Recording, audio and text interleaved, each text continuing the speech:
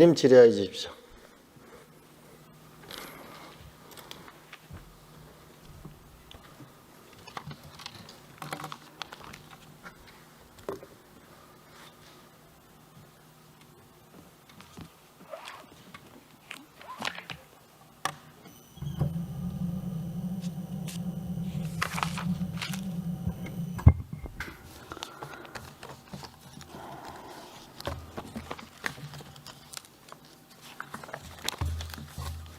네, 늦게까지 수고 많으십니다. 먼저 감사원장님께 질의하겠습니다. 제주 실종 사건으로 많은 국민들이 공분하고 있습니다. 지금 경찰청과 정부가 자체 셀프 조사하겠다고 하는데요. 사실은 객관성과 신뢰성이 문제되고 있습니다. 감사원이 이 전체 실종 사건이라든지 이런 부분에 대해서 전수 감사할 그런 계획이 있으십니까? 현재는 수사가 진행되고 있어서 우선은 관련 내용을 좀 면밀히 모니터링하고 감사 필요성 여부를 검토하겠습니다. 예, 저는 즉각 좀 검토하셔야 된다고 생각을 하는데, 왜냐하면 그동안 감사원이 경찰청을 감사한 것이 보통 한 9년에 한 번 정도 지방경찰청 의 경우에 순서가 돌아가게 되어 있더라고요. 저희가 그리고 안 한 해도 있더라고요. 실질적으로. 그래서 저기 보시면 경찰청 정기 감사가 매우 부족하기 때문에 이 부분에 대해서는 즉각 전수 감사를 검토하실 것을 부탁드립니다. 자, 유념해서 살펴보겠습니다. 네, 김윤덕 국토부 장관님. 네.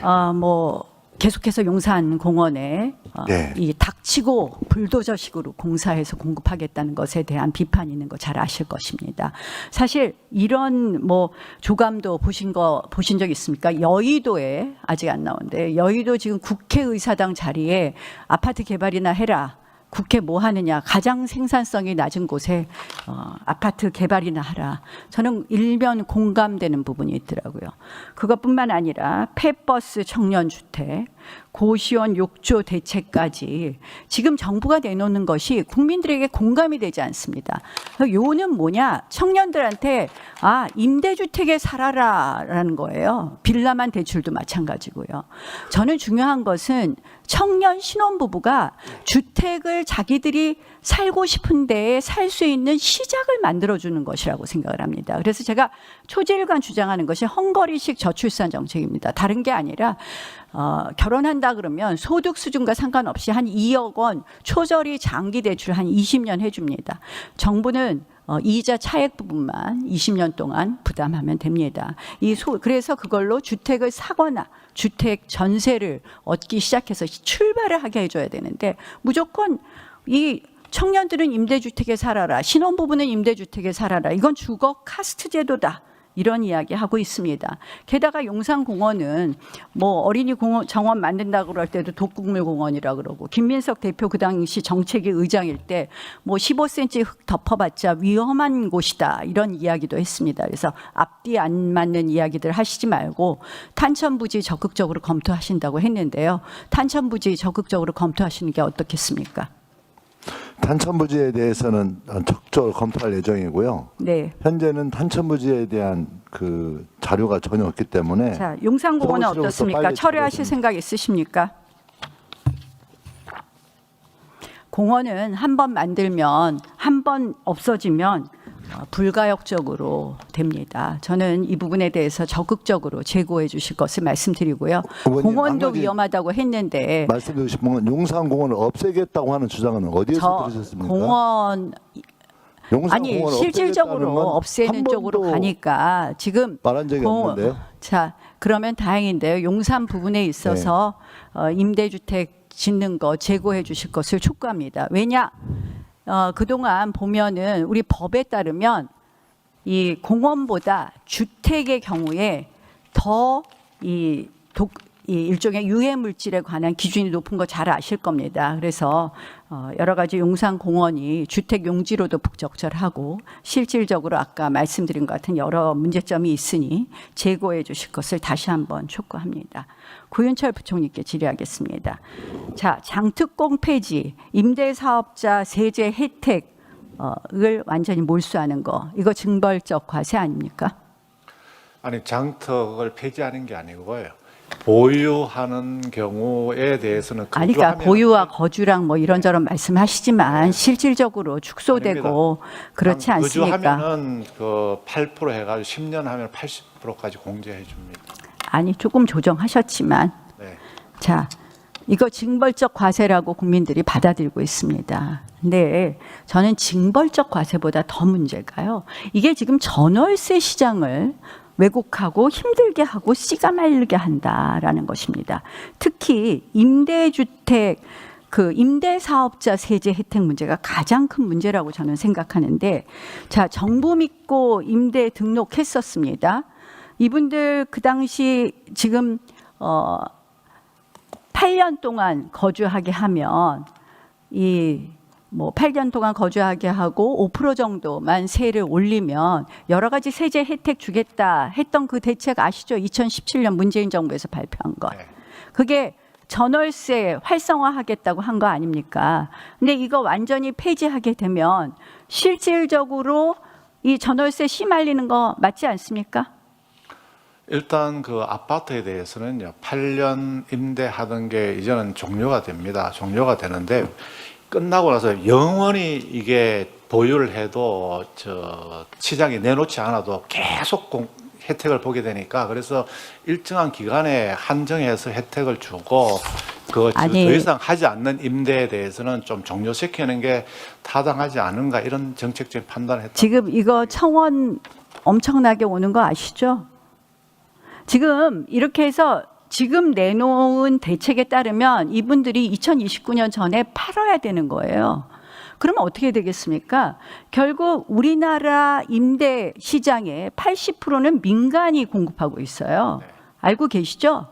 이분들이 내놓으면 내년에 22,800가구, 내후년에 14,800가구가 없어지게 됩니다. 임대 시장에. 그러면 전세 임대 씨가 마르는 거 맞지 않겠습니까? 근데요. 지금 이런저런 말씀하시지 말고요.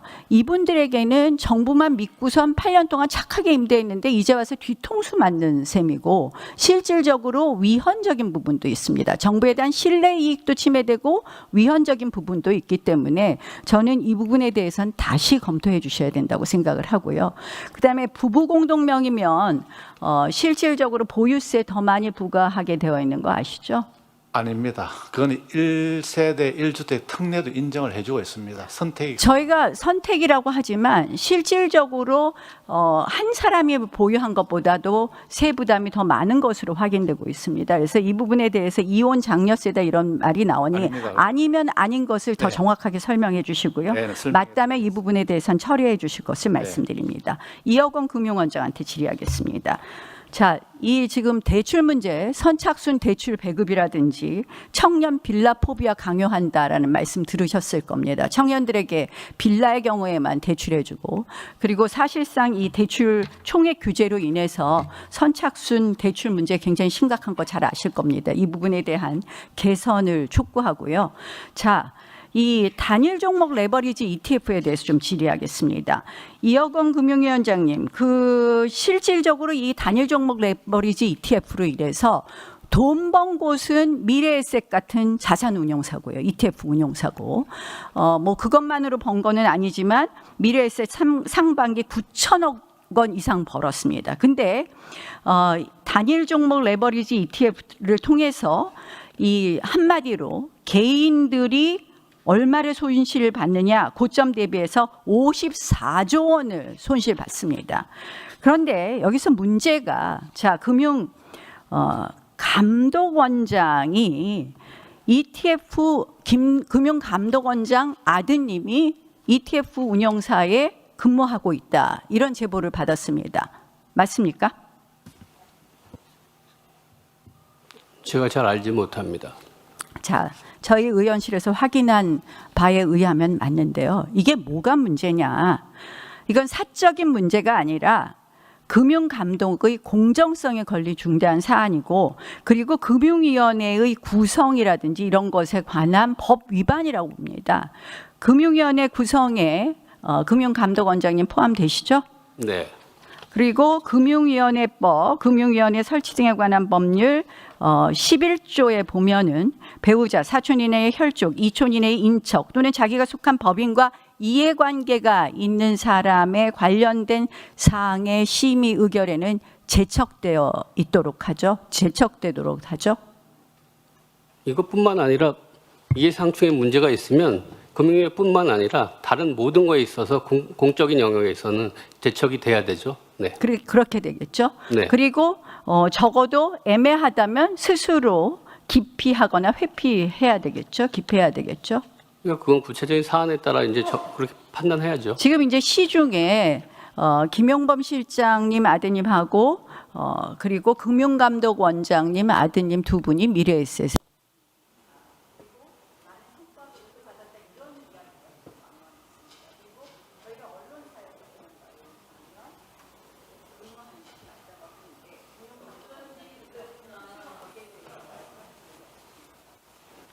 제가 잘 안 들어서 모르는데 그건 저런 것들은 사실관계에 따라 판단해야 될 것 같고요. 네.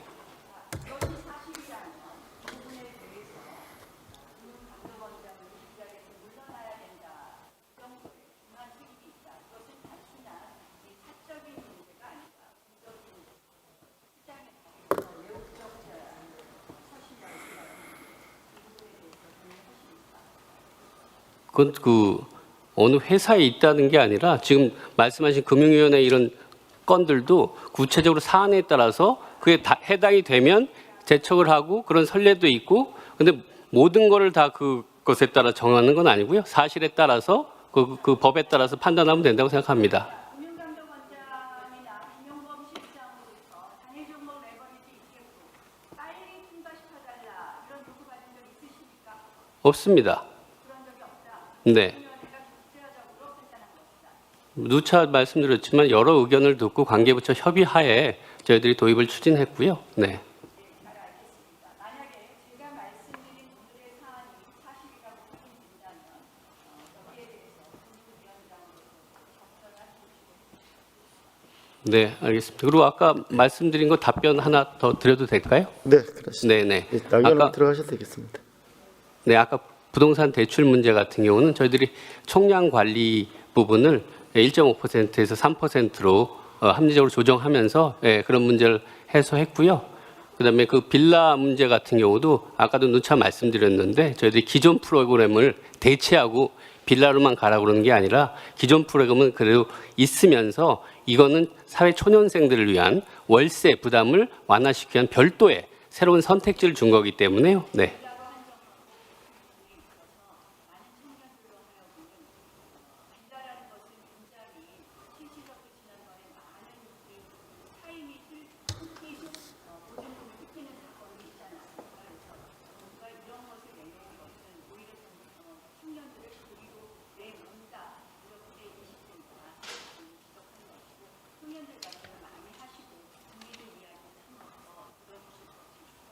네, 알겠습니다. 예, 존경하는 나경원 의원님, 그 부부 공동 명의의 1주택은 1가구 1주택 특례로 인정받을 수 있습니다. 네. 네, 나경원 의원님 수고하셨습니다. 다음은